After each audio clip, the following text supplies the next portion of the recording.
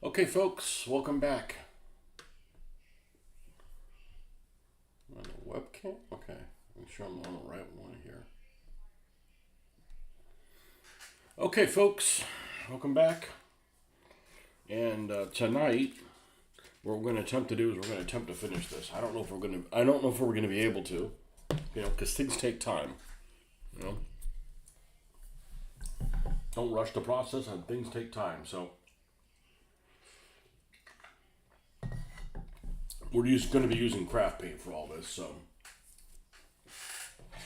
we're going to start off with dark chocolate. We got this Billboard here that is already painted, prime black. Just the fact that this is all white, just ignore that. It's not relevant. We've got something that's going to go over it. Paint doesn't adhere great to this anyway, so not a big deal. Alright, so we're going to use this dark chocolate first. We're going to dry brush on here. This is the first color we're going to be putting down for the worn wood. I don't think I need to do a color deeper than that, darker than that.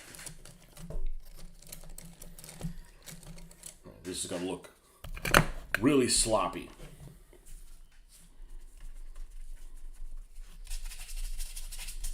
This paint is extremely watery. Old craft paint. Gonna give a dry brush.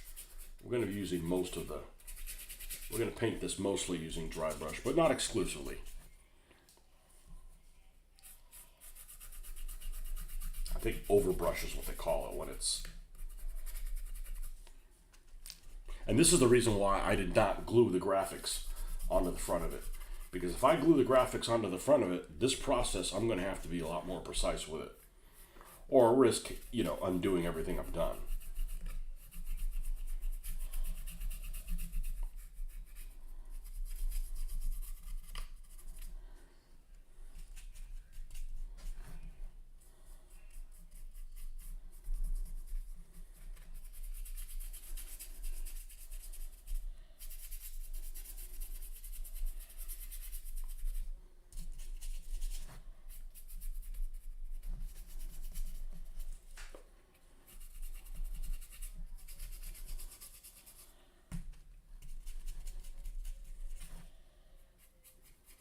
One of the mistakes I think that most people make with dry brushing, or when people do dry brushing and they're not happy with their own results, I think the mistake that they make is they don't add enough layers. You can't just dry brush a color or two and be happy with it. It's going to take a lot more depth than that. The stuff that looks really good, that blows your mind, that's not stuff that has just 2 layers. So usually 4 to 7. Yeah, it sounds like, man, it just takes a lot of time. Well, really the first step is the one that takes the longest time, and it looks kind of messy. The more you start layering on here, the more it's going to look like you're on the right track, and the more it's going to look like your finished product. Right now, if I didn't know any better, I'd be like, hey, this is going to turn out like shit. I said, well, we're not going to stop here. We're going to add many, many colors to it.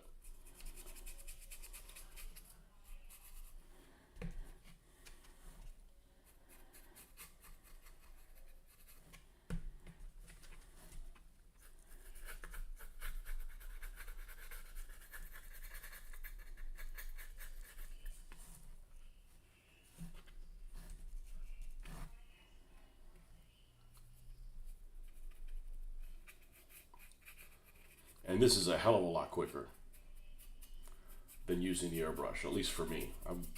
I got a lot more control with this.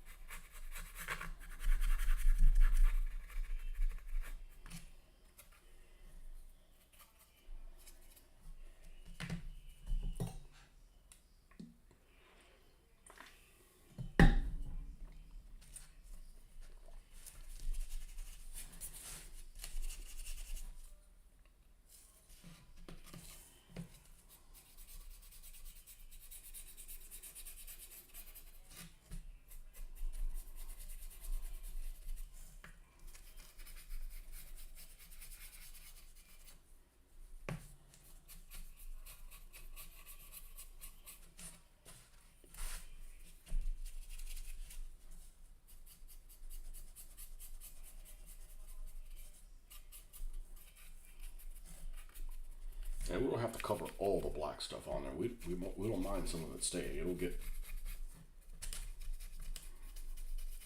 picked up by other layers. Now the other thing about dry brush is that I've noticed is if you use a lot of layers and they aren't different enough from each other, you're just pissing up a rope. You're wasting your time. Now, I learned that the hard way. Kind of like that thing I was talking about one time that I had a room I wanted to paint in my house, and I wanted to paint it green. So I went over to the Home Depot, and they have these color charts where it gives you like 4 greens. You know, a light one, a medium light one, a medium color one, and a dark one. They're all the same. Sorry, I don't know the right terminology. They're all the same color, just different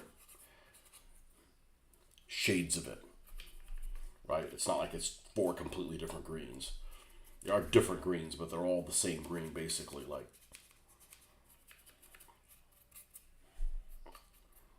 different values of it. I think that's what it is. It doesn't matter if I use the right terminology. First of all, I don't know what it is, and second of all, anybody listening to this probably doesn't know it either. But darkness of it, basically the same color, different darknesses of it. And it's like, okay, well, we'll use the light one on 2 walls, and the medium one on 2 walls. What I did not realize is the 2 walls that I picked, the darker of the 2 colors was the 2 walls that got more sunlight. So when I was done, about 4 gallons of paint, or half a paint in one color and half a paint in the other, ended up not making a difference, because I ended up painting a darker shade on the wall that had more light. Ended up being like the same thing. Same thing with this. If you use colors that are too close to each other, you're losing your point. So my natural reaction would be to add some lightener to this, right? Add something that you lighten this with like a sandy color or something like that. But I've got to undo that thought process, because that's normally what I would do, and we're not going to do that. We're just going to add iced coffee. Okay? Now keep in mind, anytime I do something like this, I may not like the results. I reserve the right to repaint it. I'm not going to clean the brush, though. That's the compromise. I'm not going to clean the brush. And we're going to put iced coffee. This is significantly more weathered. I don't really have a color in mind how this is going to end up, and every layer that you put on, the less paint is going to be on.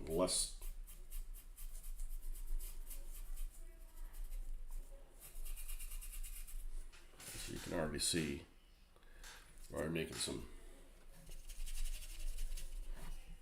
inroads on that. Just lightly going over it, so you don't have to hit it really hard. I don't have a value in mind. I think value is the terminology I'm thinking about. This should be. We're going to try to brush this down so it kind of, is the kind of weathering effect of whenever the hell the last time it rained on this particular sign.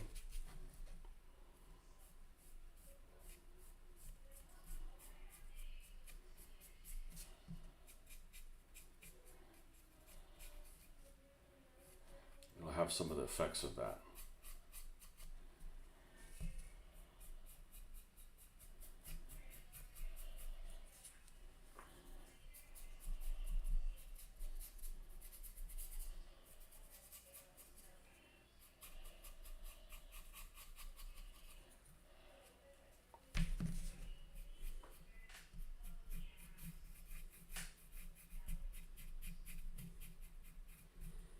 And to be honest with you, it's going to look a little bit like ass right now, because you're going to be distracted by this white space here, which we're not even bothering to paint.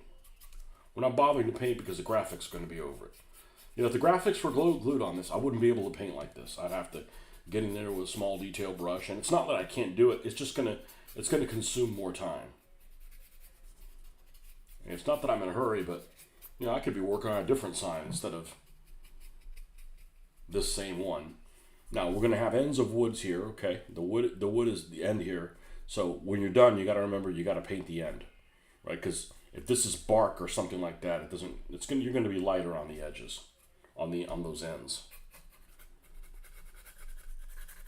See, we haven't even reloaded the brush yet after the one initial time.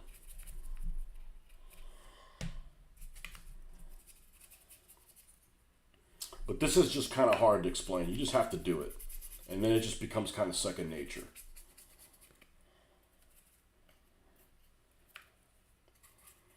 Okay, so now we've dry brushed this iced coffee. Let's make sure it's everywhere. And then we're going to go up to the next color, which is going to be more lighter. Yeah, and this color, even though I don't like it, add a little bit of some red hue. There's some redness in there somehow. Okay, next color up. It's going to be barnwood.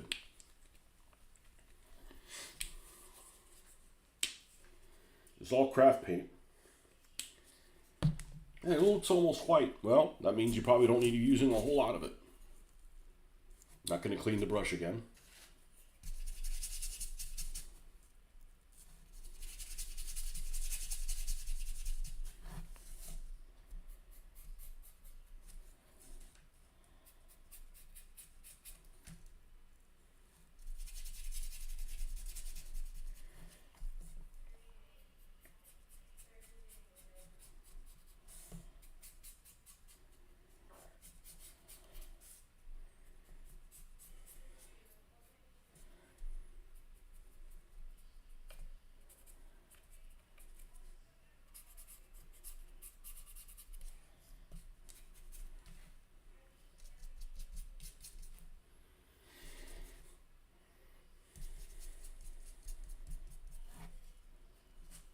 Something smells like brownie batter.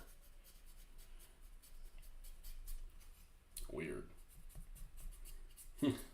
Brownie batter flavored paint. No, that'd probably be bad.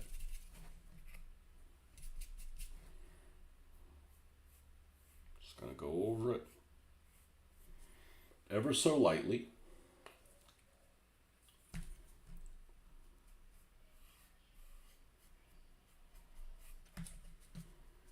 Same thing on the top here.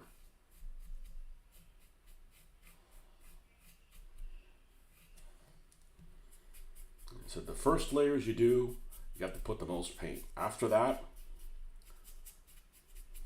it's less and less. And it's more fun because like you get to see like how it's turning out. You know, when you're priming this thing and you're painting it all black or whatever color you're priming, I prime everything black. You know, you don't really get an idea of if it's going to look amazing or anything like that.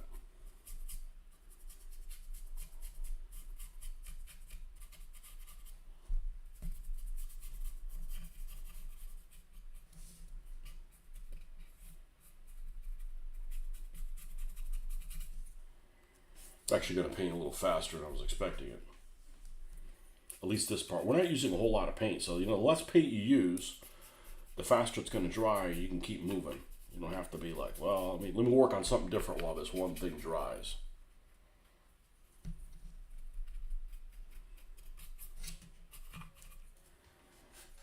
Just kind of give you an idea what this is going to look like, or give myself an idea what this is going to look like.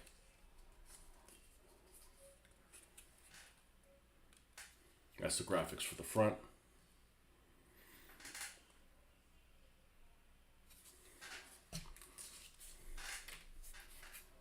Now, some people would just stop here. We're not going to do that. We're not some people.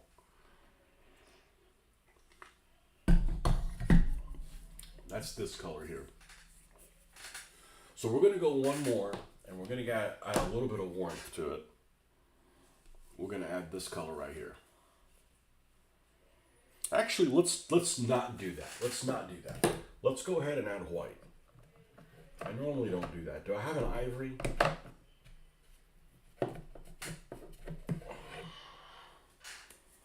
I don't mind this looking a little chalky because it's like been out in the weather. So we're going to put a little bit of white here.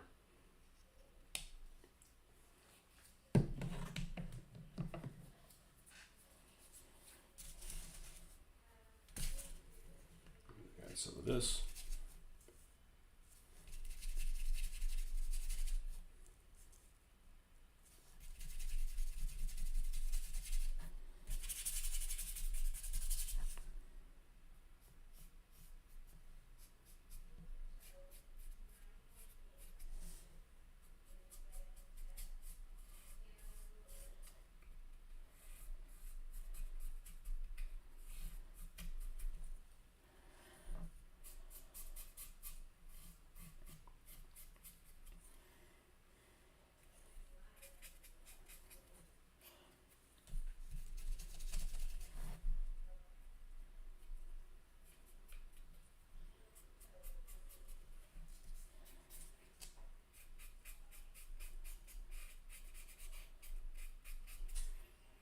How did we get that boo-boo on there?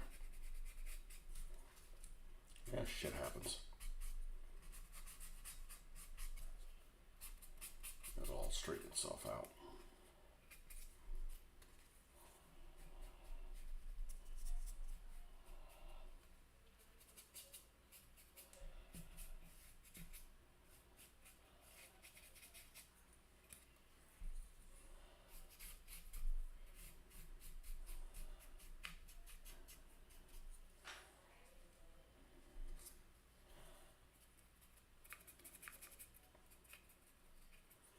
All right, now we're going to do the base, and we're going to try not to use chocolate brown. We're going to use this burnt umber.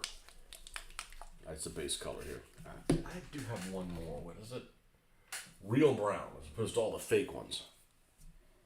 Yeah, I think real brown is what we're using, not burnt umber. Doesn't have to be exactly the same. So, what we're going to do on the palette of this, I'll leave these out. Is we're going to use this real brown, and then we're going to come in with, I know this is going to look wrong on so many levels, raw sienna, which is going to look very pumpkin. It looks very pumpkin-y.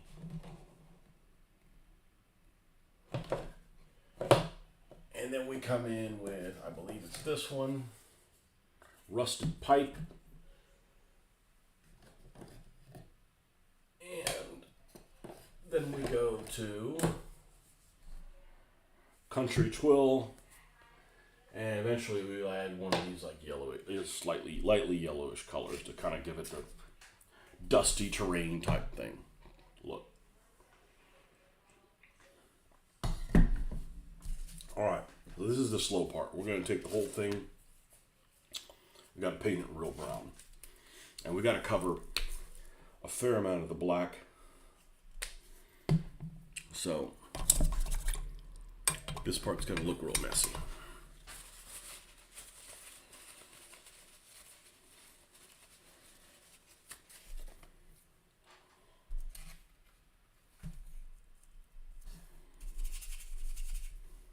And it's not helped by the fact that this paint's pretty watery. So we're going to come around here and just coat this.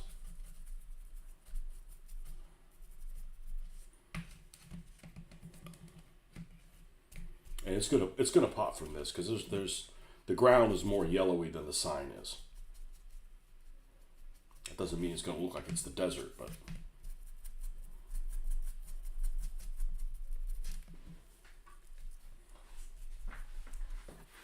well, let's make sure I change this. It should be automated to be on that.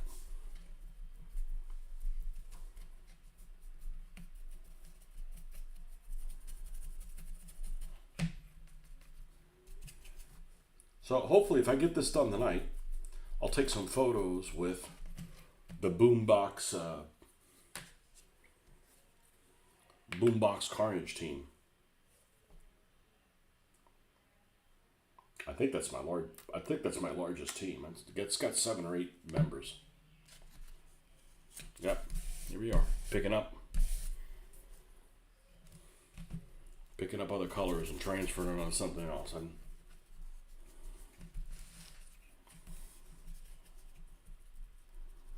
I'm not a big fan of those bottles. The craft paint's fine. I just don't really like the bottles that they come in.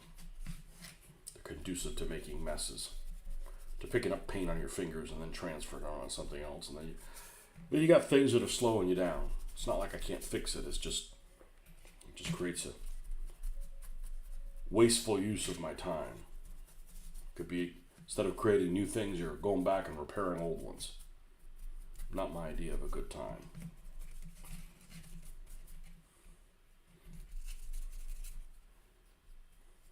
Now, if you apply this too wet, what's going to happen is the color you put on top of it's going to blend with this one. You're not going to have the proper contrast.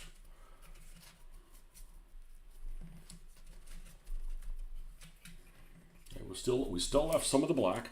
We've got some shadows on there.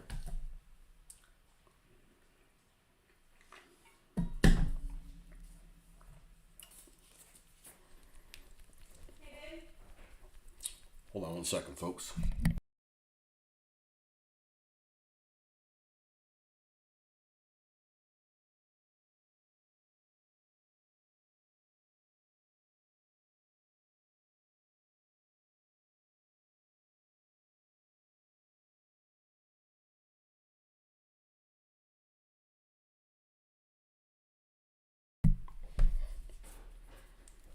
All right, let's get a little bit of this pumpkin color. It's not called pumpkin, but it sure as hell looks like it.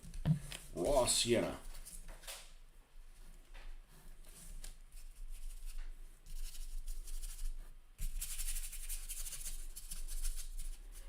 And this is another color, it's very watery.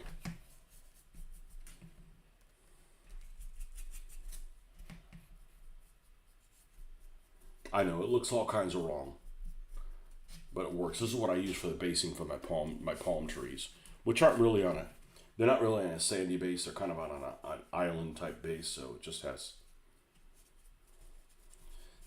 this is gonna keep it from looking really chalky looking. Sometimes when you dry brush it, you make things look real chalky, whether you want to or not. Looks like the fucking Flintstones or some shit like that. Poor man's Mars terrain or something.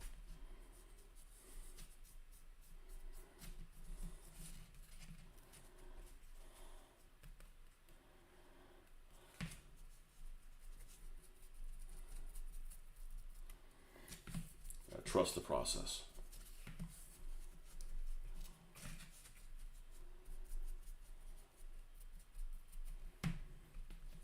Okay. Next one up. Rusted pipe.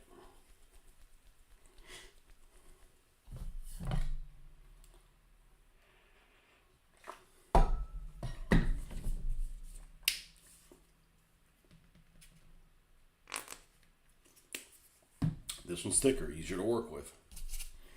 See if we can get rid of some of this. You know, you can also clean your brush, but the problem with that is you gotta dry it out some. Some moisture isn't bad, but too much is, well, it's just gonna create more work for you.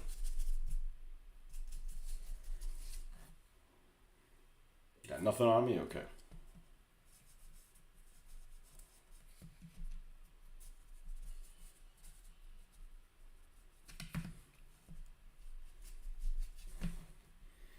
We need more than that.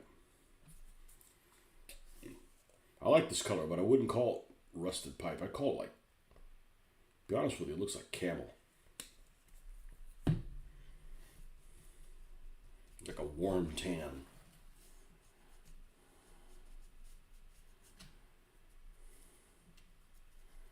We're just doing, I think I heard somebody call this overbrush. It's like I would call it a wet dry brush, but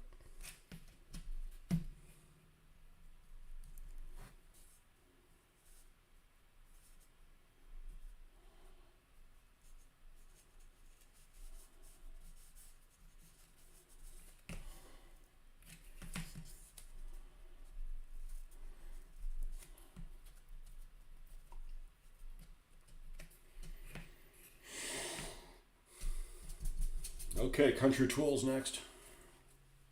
Now it's starting to look. Now it's starting to look good.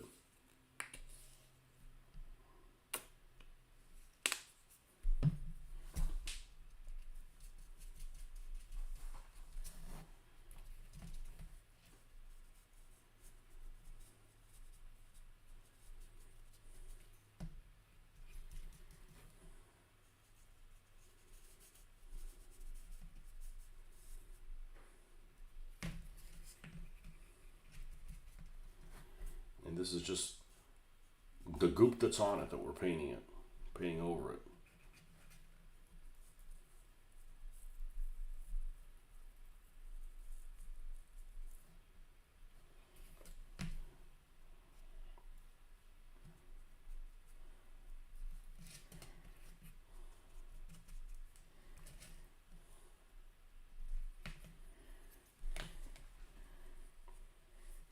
And then for my last trick, not this one, this is one of the older colors. It'd be the one that is called camel.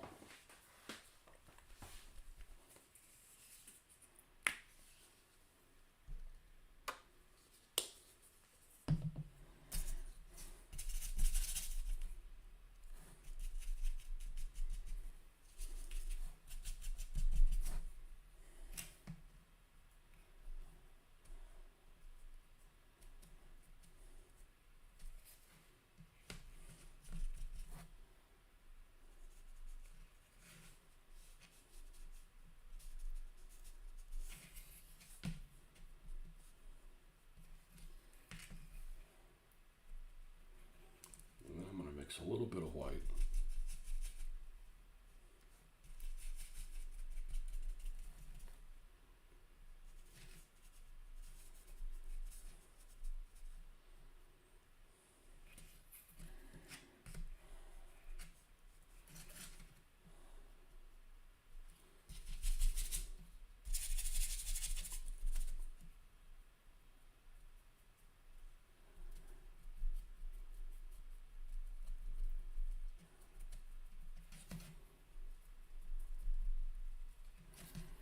This dustiness will work up on the legs a little bit.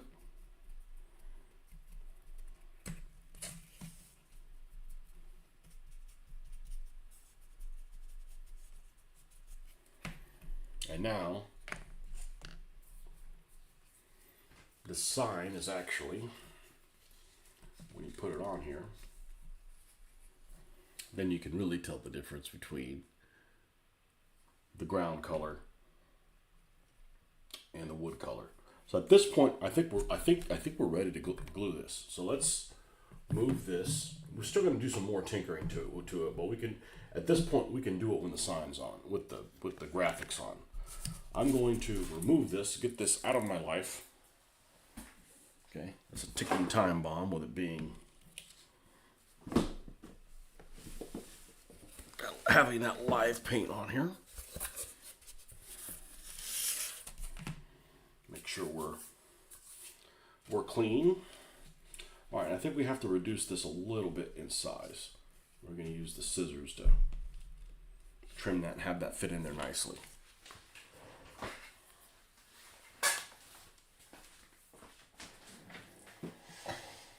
Wherever the hell they are. Here. All right, and then we're going to go grab our Elmer's glue.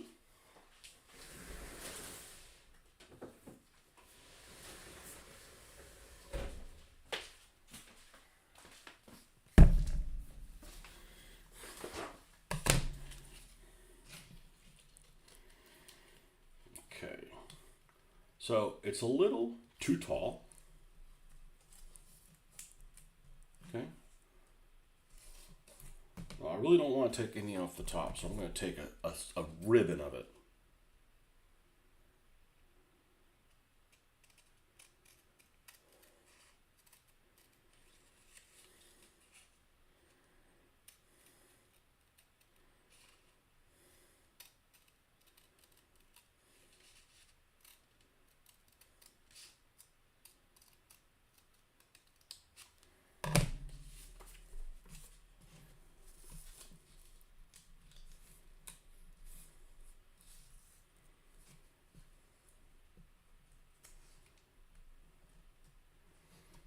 It's also a little too long.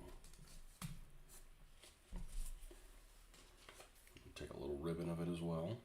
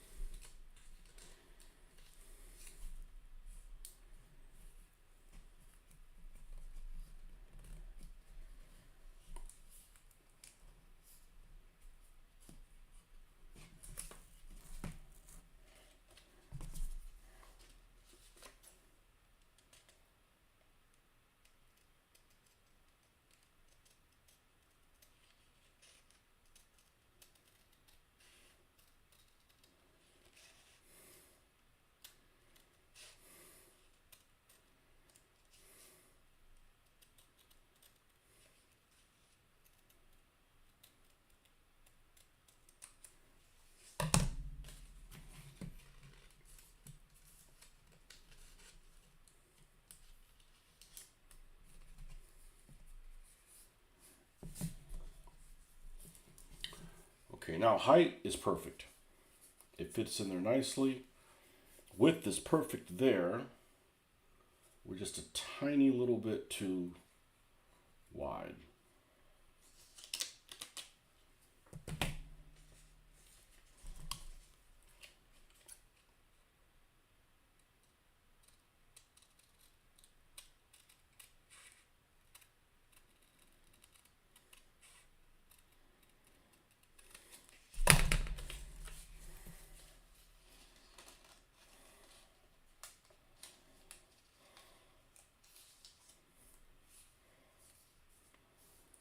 I think that's it right there.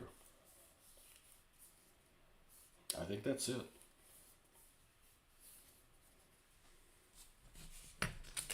All right, so what are we going to rub on this thing? Well, let's see if we have a paintbrush that's new. I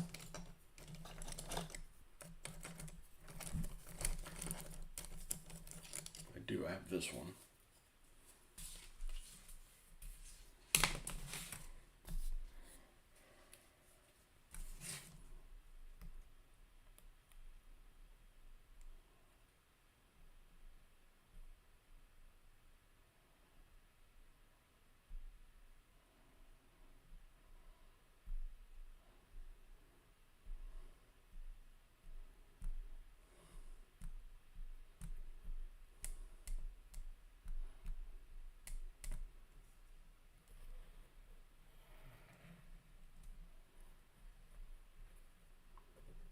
To be honest with you, some of this end sign ends up peeling up.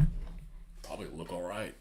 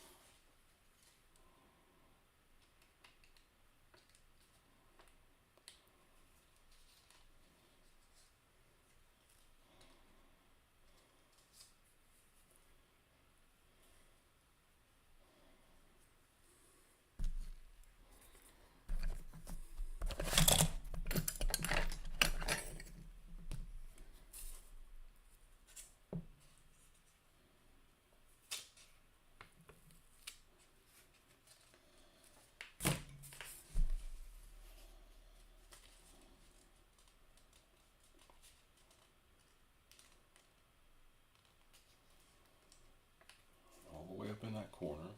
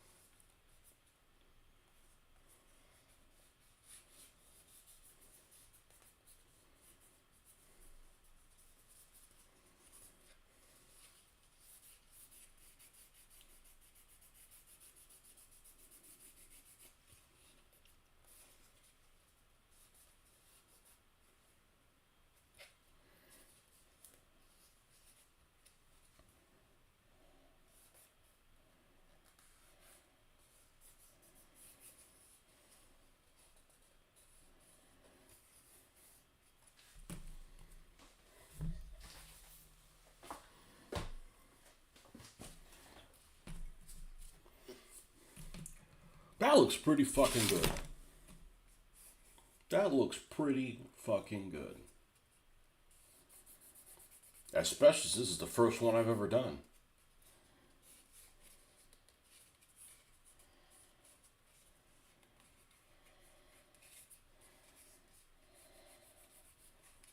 Yeah, it's pretty even, and even if it was rippled a little bit, that's fine. It's in a war zone.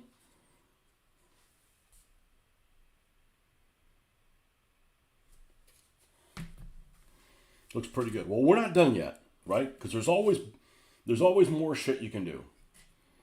Okay? There's always more shit we can do. A little few enhancements to make some of these pieces of wood on the back. So we're going to do a little bit of staining on it.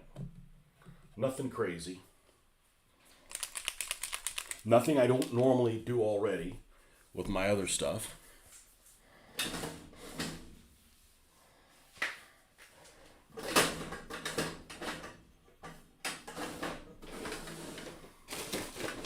I'm not going to stain the front.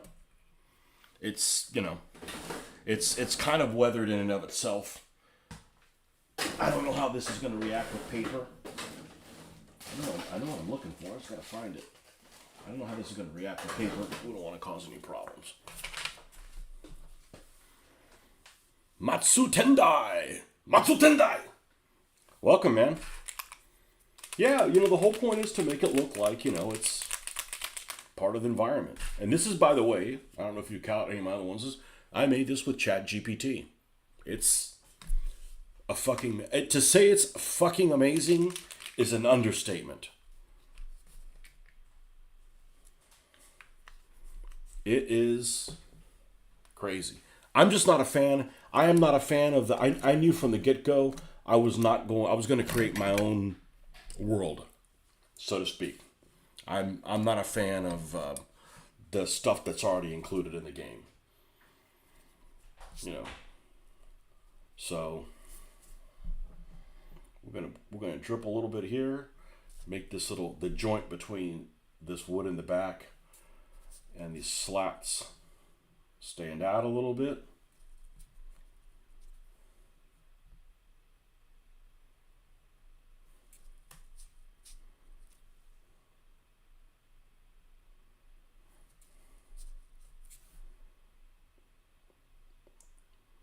The only thing I'm doing is my teams are really more of a way they're organized. Who's on what. Not necessarily they get any special powers. They don't get any special powers. They're still the same. They're equivalent amount of points. So if you got a car that's for one team, you could build it. It's still the same amount of points if you built it for another team. It just, my Japanese team, they're going to run, my Asian team's going to run Asian cars. There's not going to be a Mustang in there,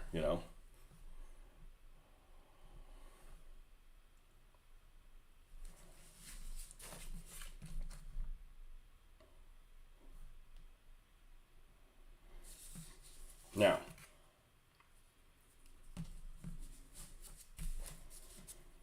one thing I did, and I kind of liked that I did it, was I added, where there's supposedly little bolts, and we put rust that came off of them.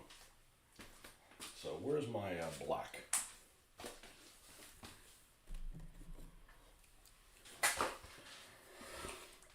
Yeah, that's the whole point, is to make it look good on the table. I don't want to play games that look like ass, So you got to put some effort in it.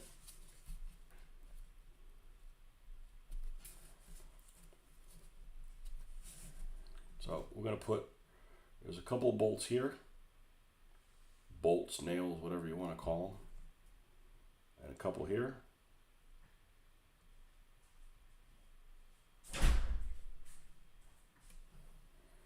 Right. And then maybe we have some up here.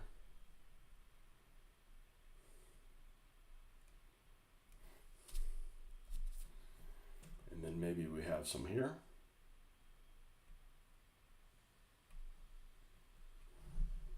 And then somewhere between these two we have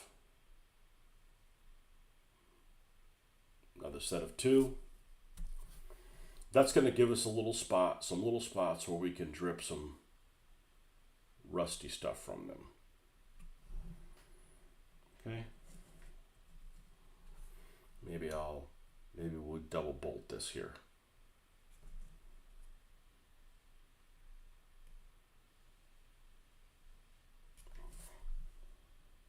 Just a little something.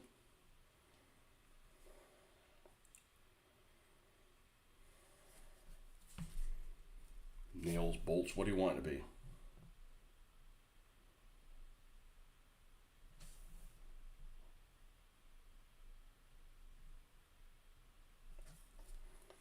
do some from the underneath. You're not going to see those. Yes, you can take things too far. Okay, I think that's enough. Now, I said I wanted to paint the top of these because this is the end of the wood. It's not going to weather the same. So let's come over here. And I believe we used this for it.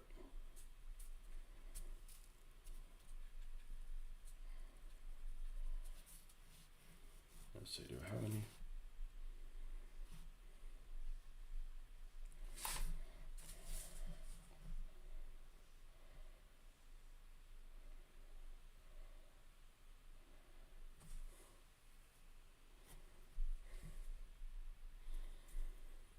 From a narrative immersion perspective, it really makes a difference. Played some bolt action last week, and one of the players' wives got some cinematic shots of the campaign to share with the group. We had lots of terrain. You know, I've seen, there's this one guy, I believe it's him and his wife. They play bolt action. I don't know who they are. I can't remember what their name is. I want to say their last name starts with an S. And they play in the Carolinas. And I've seen this guy's setup. I say this guy, that the wife may help him do the setup as well. And it's absolutely gorgeous. I mean, you look at it, I'm like, and I'm not trying to poo-poo bolt action, but the terrain looks too good for bolt action. It's like really, really good. There's like one shot that I got, and it was in Normandy, and it literally had, not only did it have hedgerows going down a path, but it had like, they interlocked like the trees. It was like a tree canopy. It was like, that's freaking amazing. You know, and they consistently do really for the Americas, because, you know, I've said this before, people in Britain spend a lot more effort on terrain as a general rule, what I've seen, at least in the stuff that I look at. I don't think I'm going to do more than that. I'm going to leave that, just so it looks a little different.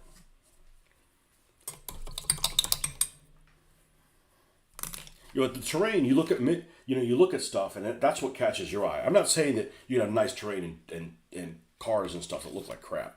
No, I mean, it's all important. But a lot of people just discount the terrain. I'm going to go in here, and I'm going to paint up a couple of these rocks to stand out a little bit.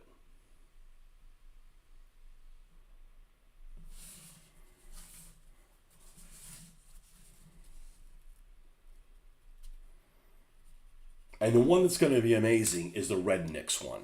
If you didn't watch my earlier one today, this is my first attempt.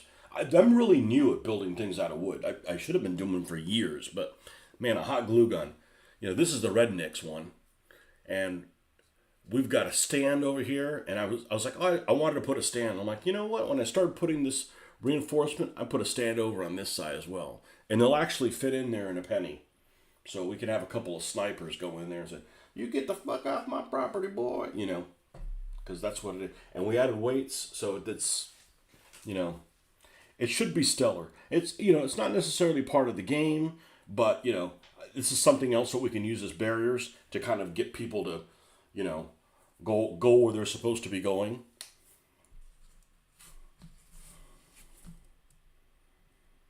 Yeah, this looks pretty freaking good. All right, I'm happy with it.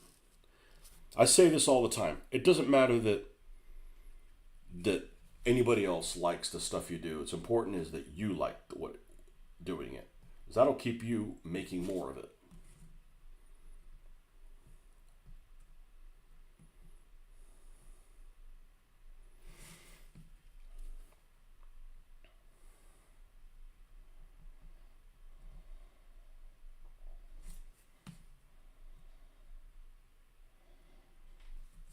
And we'll do a light dusting of a flat coat on it.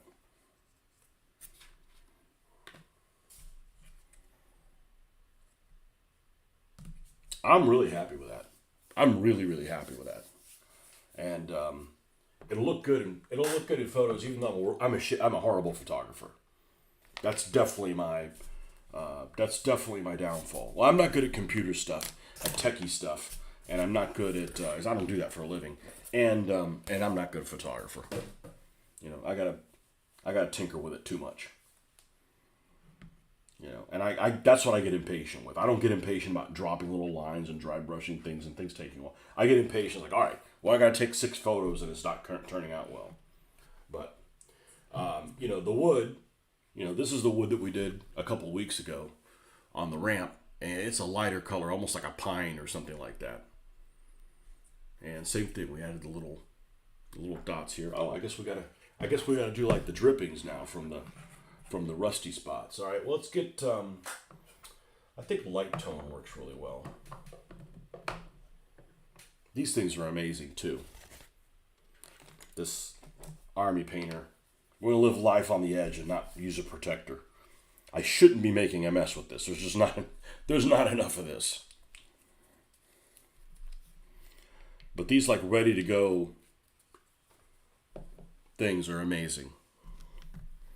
And I can get them locally. Unfortunately,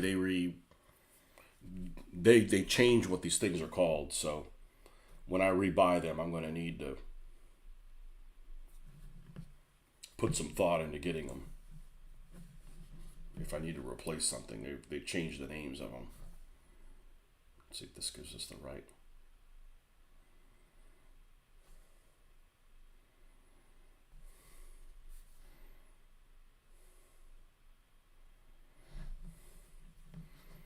Ever so subtly.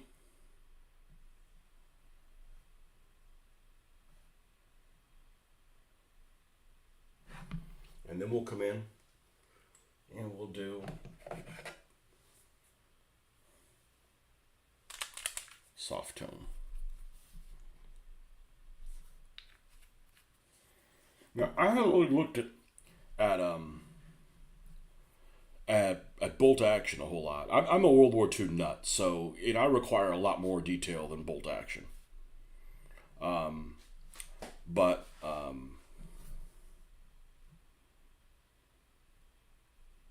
it's relatively popular. You also have to play what people play in your area. I don't come from a Warhammer background, so 28 millimeter and that Warhammer type of game, this isn't something that it's not really geared for me. So there we go. We got some drippage there.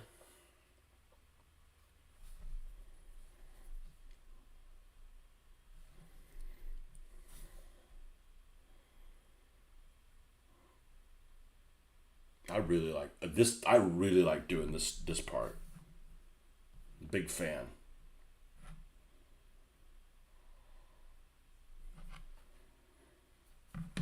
Okay. And there's no guarantee that the wood on this is going to be the same color as this. We're going to alternate them. Some of them might be metal. The Japanese one may actually be maybe in red.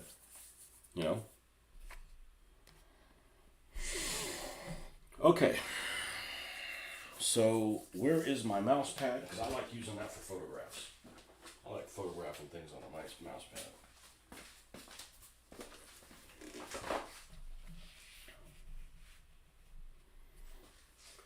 So the guys that remember this team, Boombox Carnage.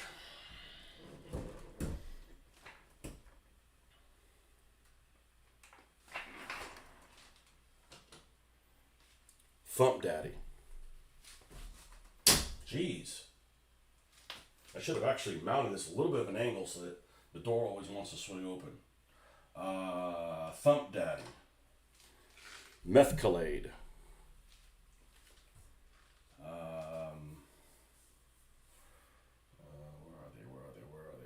are they? They're mixed all over. The Boom Bus.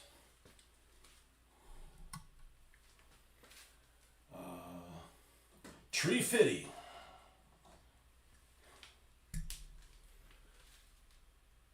This is a big team, and there's still more cars to build for it. The Bully Goat.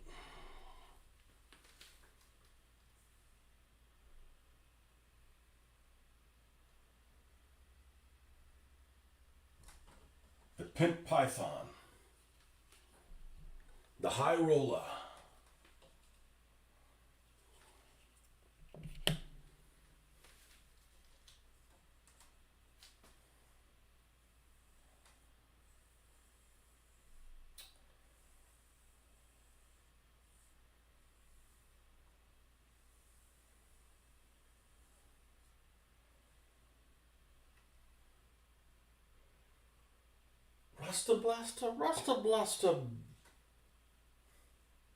Rusta Blasta's kind of a free agent.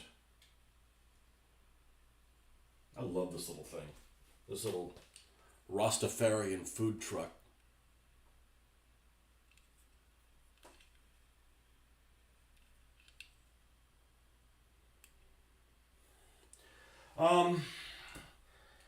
So the best example I'm going to give you is there's a guy that I know who he has a doctorate. And his doctorate, he's a history guy. And his doctorate, he's a war gamer. And his doctorate is in Napoleonics. And he doesn't play Napoleonic games. And the reason he doesn't play Napoleonic games is he knows too much. And I feel like I'm on that way on about World War II.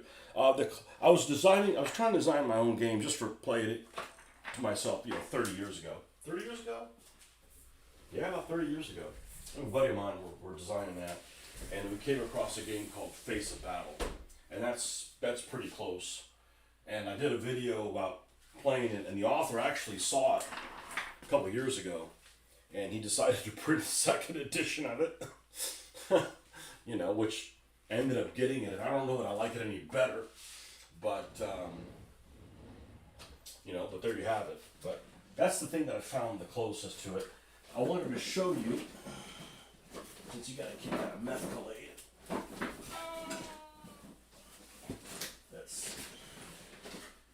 Where are all the sheets for the game? I travel with it, and I really hate traveling with it because it kind of makes a mess out of everything. When I get back, you got to put everything back and crap. You get back at freaking midnight. I don't see it here, so where the F would it be? But I've got basically these sheets that I made for every one of the cars. Here we go. And this is kind of the 1.0 version of it. But I have the picture of the car here in the corner, the name of it, and all the stats that you need for it. So you've got your max gear, so you can use a die and put that on there, what gear you're in. Point value, how many crew. We normally put these in protective sheets. They're eventually going to get laminated. I just don't want to laminate it now because this isn't the final result. This is Haas and Pfeffer. It's one of the German cars. Haas and Pfeffer is rabbit stew, so of course it's a rabbit. They all have cards for them, and this is actually more fun to play with this than actually having cars that look exactly like the cars. And I'm a big fan of what you see is what you get. So all of these cars look like the weapons that they have on them. I think most people don't play that way, but I've got like 60 cars that I built in 3 months. So yeah, and I've got probably 400 more to do already. So Goldilocks, all the weapons, the damage that it takes on here, all this is on there. So Hippie-ki-yay,